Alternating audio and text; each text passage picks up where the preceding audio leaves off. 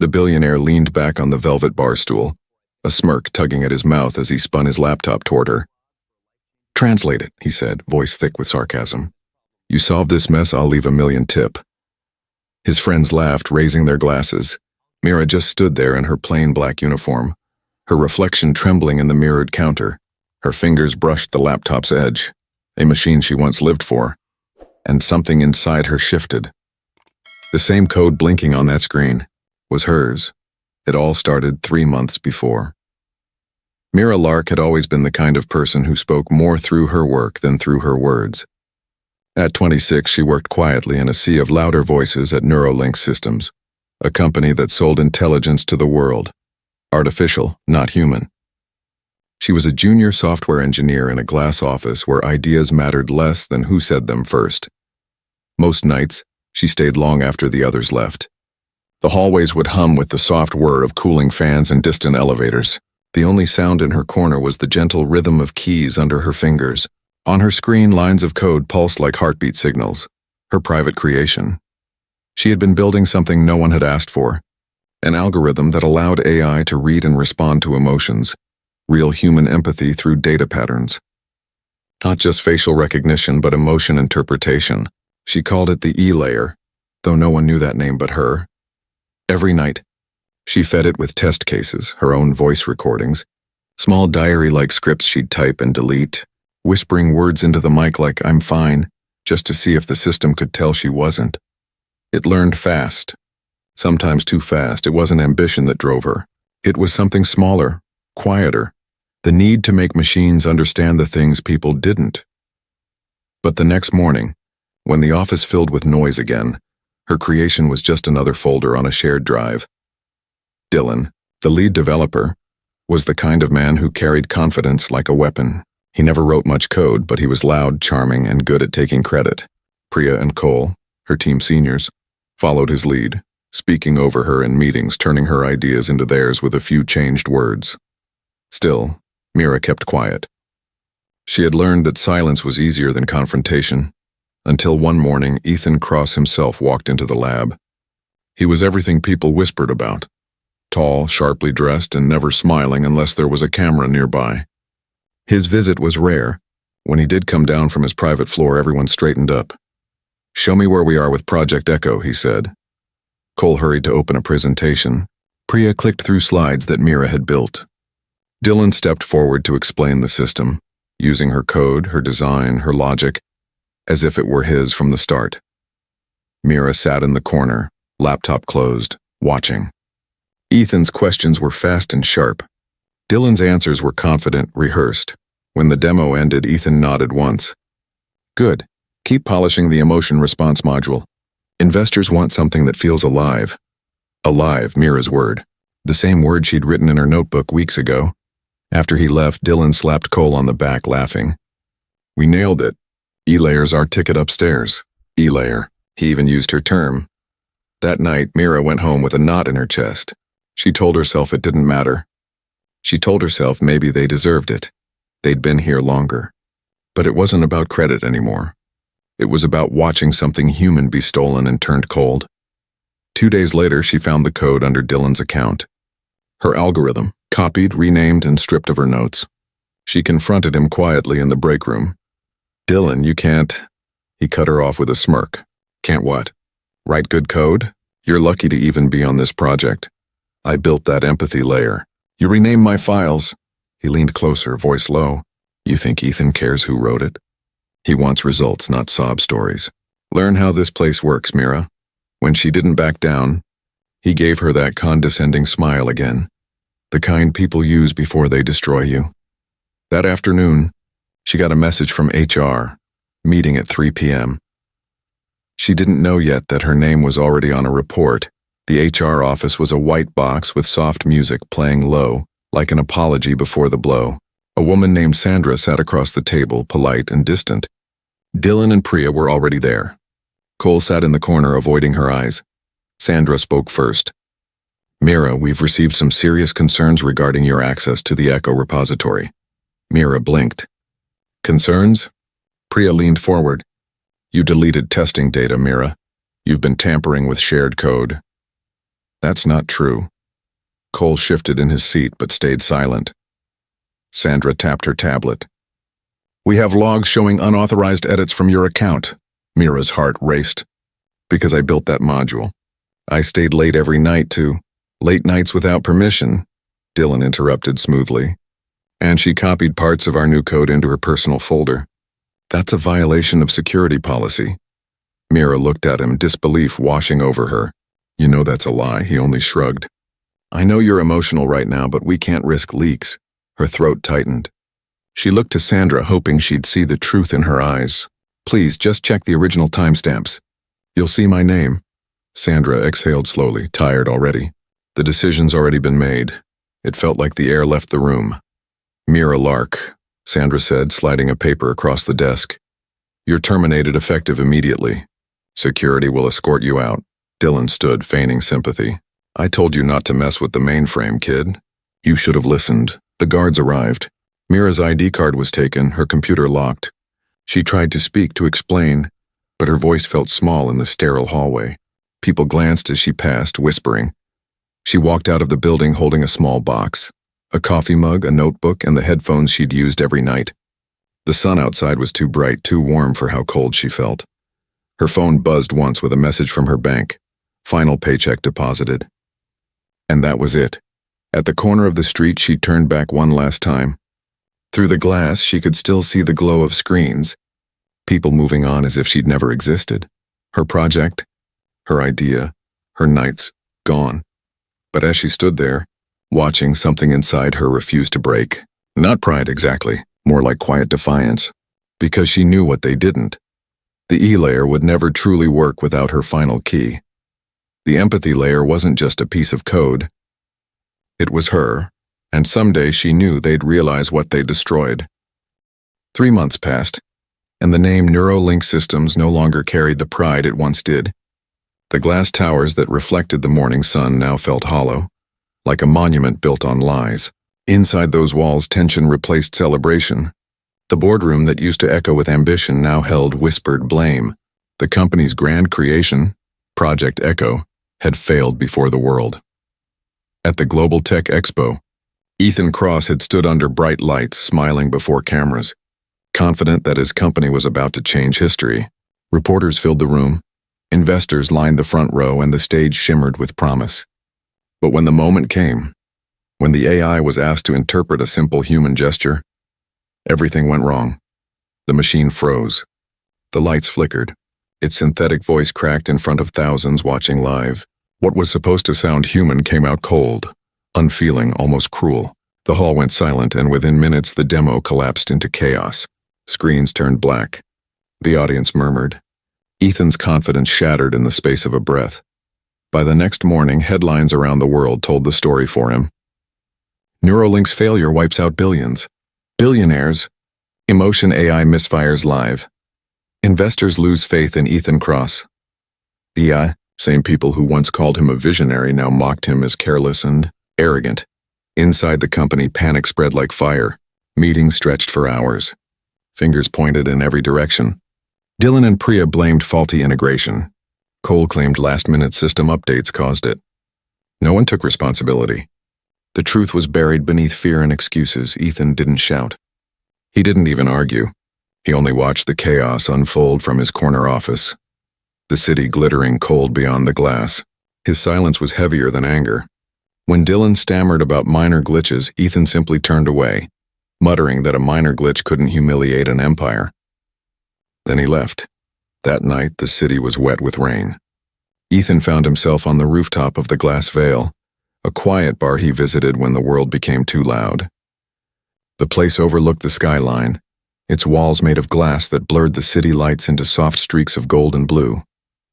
He sat at the far corner with a half-empty drink and his laptop open in front of him, staring at the frozen lines of the project that had ruined him. The bar was calm. Jazz played softly somewhere behind the counter. A few guests sat in silence, their reflections swimming across the glass tables. At the far end of the room, a young woman cleared glasses. Her uniform was simple, her hair tied neatly back, her movements quiet and precise. Her face carried a tired calm, the kind that comes from learning to survive in silence. No one noticed her, but she noticed everything. It had been months since Mira Lark had last touched a computer screen. She didn't talk about her past anymore. People at the bar only knew her as the quiet news server who stayed until closing and never complained. She had grown used to the stillness, to serving others instead of being seen. But that night, the sight of the man sitting at the corner table stopped her in her tracks. She knew his face instantly. Ethan Cross, the man whose company had taken everything from her. The man who believed her colleagues' lies and let her walk out with security at her side while they smiled behind glass doors. Seeing him again was like reopening a wound that had never fully healed. Mira tried to turn away, but her eyes caught something on his laptop. It was familiar. The color scheme, the pattern, the faint layout that she herself had designed once upon a time. Her chest tightened. It was her work. The system they had stolen, now broken beyond repair. She tried to ignore it, but her hands trembled slightly as she carried the next tray. The sound of his voice drifted faintly through the quiet bar, low, defeated, muttering words that carried more bitterness than pride. He didn't look like the man who ruled meetings and spoke in interviews. He looked lost. Mira placed a drink on the counter and lingered there, unable to stop glancing at him. Every line on his face told a story of exhaustion. The arrogance that once defined him was gone, replaced by confusion and disbelief. He kept reopening the same screen as if trying to force it to make sense. For a moment she felt a strange sympathy for him, the same man who unknowingly let others destroy her career. Then she reminded herself that people like him never paid for what they broke, yet something in her refused to walk away. Maybe it was unfinished pain. Maybe it was the knowledge that he was staring at the very thing she once built from scratch, now failing because no one had listened to her warnings. The minutes stretched. Ethan's hand ran through his hair in frustration as he leaned closer to the screen. His voice was barely audible. He whispered to himself, trying to understand what had gone wrong. His drink sat untouched beside him. Finally, Mira stepped closer, not out of boldness but out of an instinct she couldn't quiet. She noticed how the reflection of his laptop glowed across the wet table. It looked fragile, broken.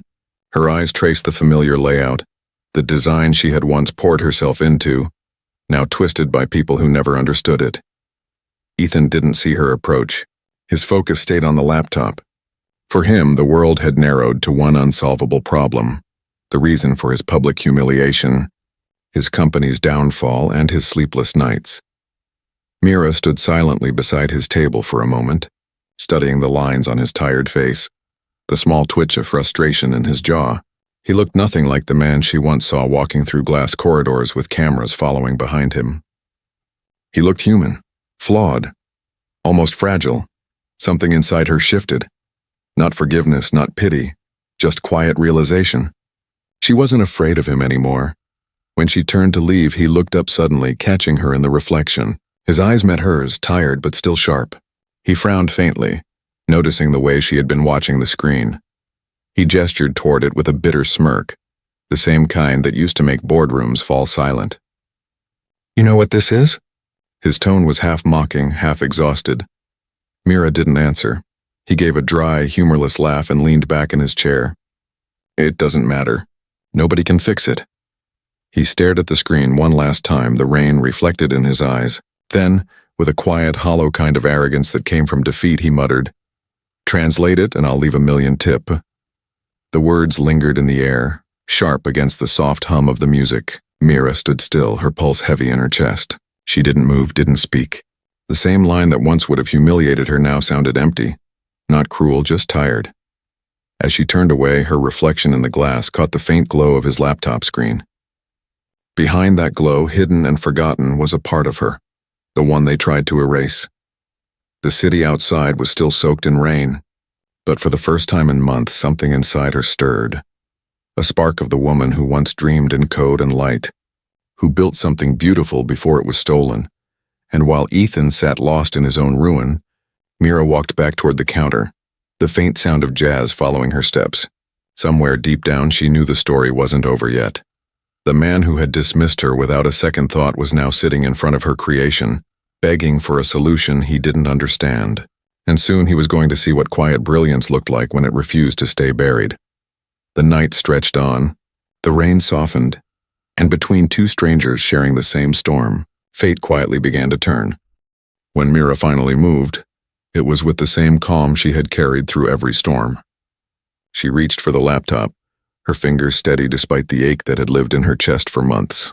The screen glowed faintly, lines of code scattered like broken words. Ethan leaned back, wordless now, his drunken arrogance quieted by exhaustion and defeat.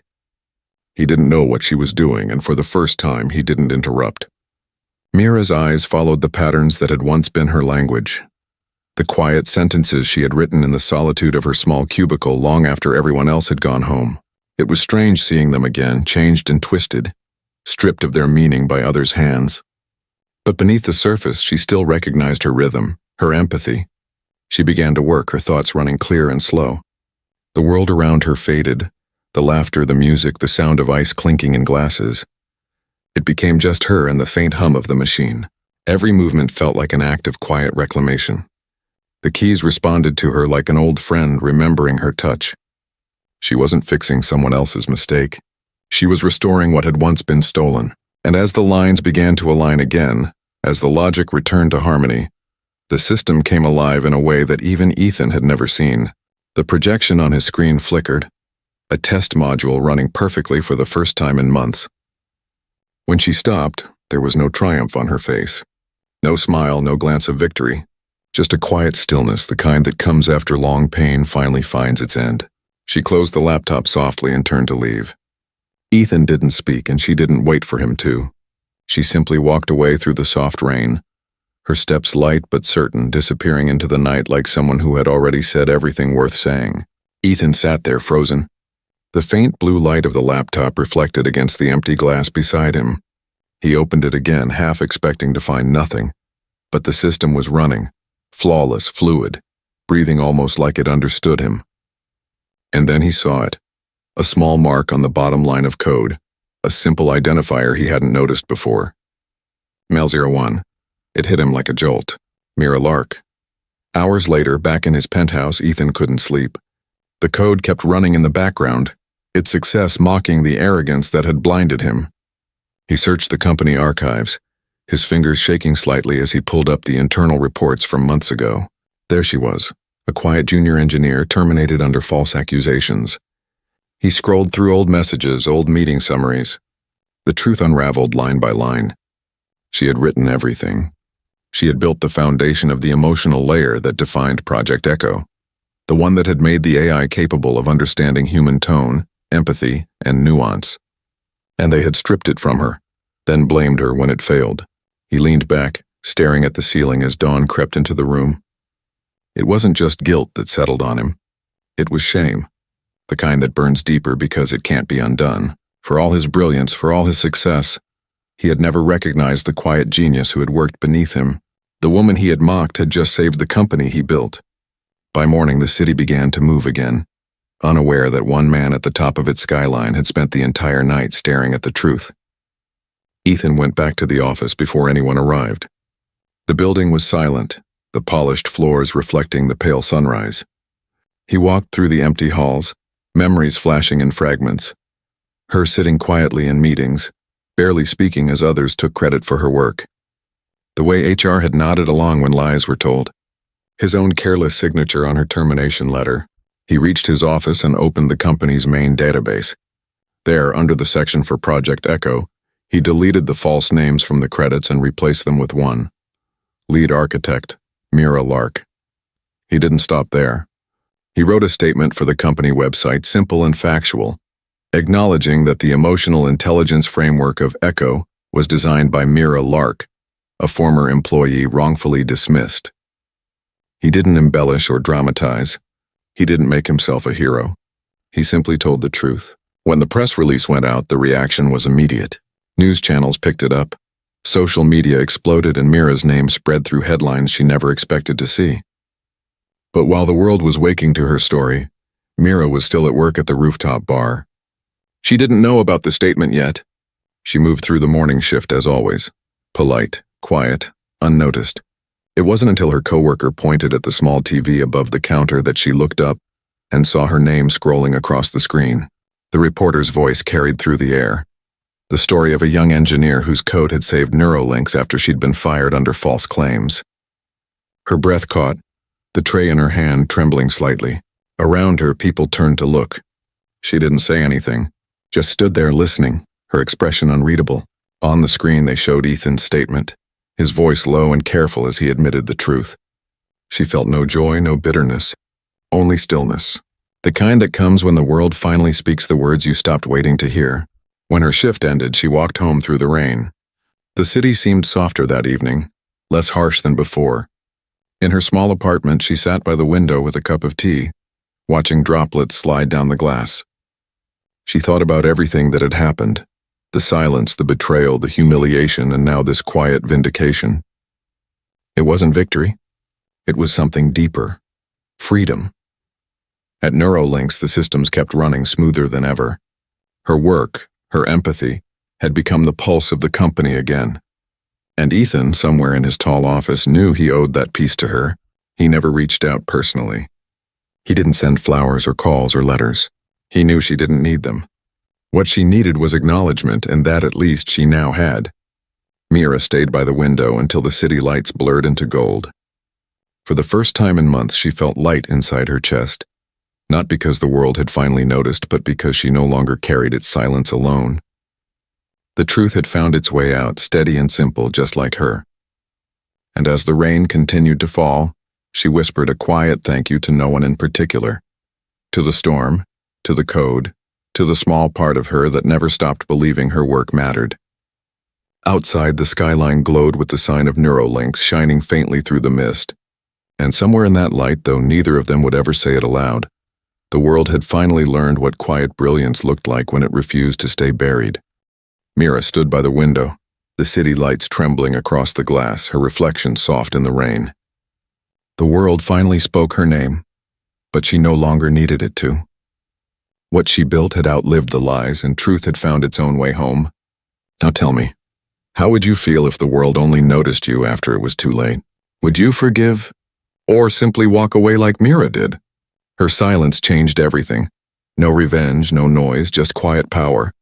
Sometimes the smallest voice can rebuild an empire. If her story moved you, let it remind you. Brilliance never stays buried forever. What would you have done in her place? Like, share, and subscribe for more stories of hidden strength and quiet redemption.